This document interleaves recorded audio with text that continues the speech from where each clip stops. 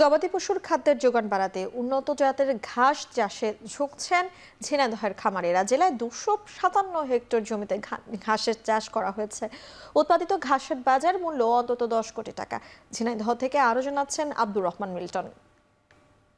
গবাদি পশুর খাদ্য হিসাবে ঝিনাইদহে খামারি কৃষকদের কাছে ক্রমেই জনপ্রিয়তা পাচ্ছে ঘাসের চাষ।